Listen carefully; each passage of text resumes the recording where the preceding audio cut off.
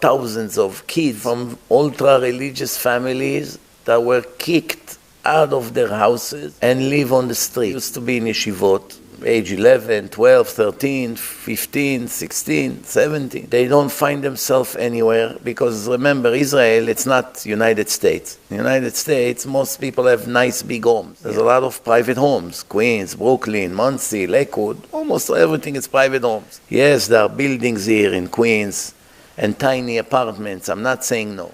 But here it's more common that people live in private homes. So even when they have such a kid, they give him the basement, they give him a room.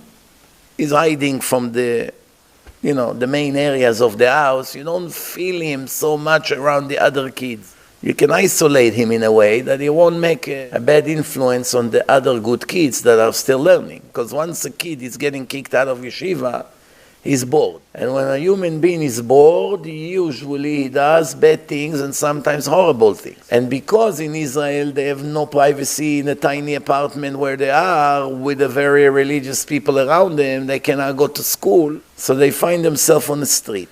And then the parents notice that they begin to go off the derech. And from here, who is becoming the only people in their life? People that are already living on the streets.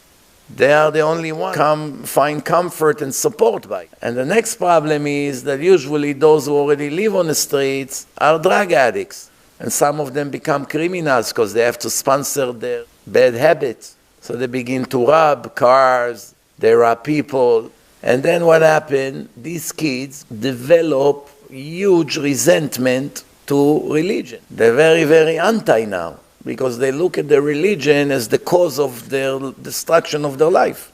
I don't have to tell you how horrible it is to be 16, 15, 14 and living on the street. So as results of that, Rabotai, a lot of these kids not only become secular and live like non-Jews, they become enemies of Judaism, enemies of religion, enemies of their own community, former community. I want to add to that another horrible reason that a lot of these kids were also molested. There's a lot of crazy people in the world, mentally sick people, pedophiles, all kinds of people. Some of them, not a lot. Percentage-wise, all you need is 1%. That's it. You can have 100 rabbis in yeshivot. Holy, humble. I met dozens of them over the years. Angels will die for a kid. And they work with such a low salary and they do it for the sake of heaven. So from 199 will be holy and devoted. They don't even have smartphone. They have an old primitive phone that barely works. Some of them comes with a bicycle to teach. Some of them old, nice people. And there's going to be one rotten, crazy pedophile, or who knows what's the story with him. And he's going to do horrible things to some of the kids. And these kids will go off the derech, and 5 years or 10 years later, they're going to be on prime news, television, destroying the reputation of Hashem and the Torah and the religion.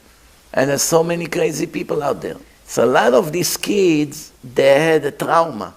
Either in school, this obviously happens everywhere. Everywhere you go, in secular schools as well. It can happen between students, between teachers, professors. You don't expect it to happen in a religious institution. We're just facing it now more and more when there's media everywhere and everything gets exposed. So what happened? They have horrible trauma and a serious scar in their heart. And later they have problems getting married and their life is being destroyed. So it's equal to a murder. Sometimes it's worse than a murder. Some of these people who had a horrible experience like this, if you ask them, what would you prefer, that this person will do to you what he did or will actually shoot you in the head and kill you? Many of them would answer, I would rather die than go through what I went through. Now, Baruch Hashem, at least the community is opening up. That's it. There's no more shoving things under the rug. Why it's important? It's a catch-22. When you let people complain and go to the police and to the authorities, immediately it gets to the media. And it causes a huge chilul Hashem. So why it's good? Maybe it's better to shove it under the rug. What's better, to embarrass more and more and to prevent other people from joining the religion, thinking that all religious people are like that, which is a total mistake? On the other hand, if you don't talk about it and you don't expose it, these criminals, these predators, they have no fear. They know, oh, I'm secure. They'll never dare to complain. It's against the regulations. No one will allow this family to go to the police. So I'm secure. I can continue to murder more victims. That's even a bigger danger than Chilul Hashem. What do you want? You want another 1,000 kids a year to end their life like this? And one other problem is that if you do not bring those monsters to justice, the victims and their families lose interest in religion as well. They say if that's the religious community, they let the monster walk free and it doesn't bother them that he will continue with his crimes.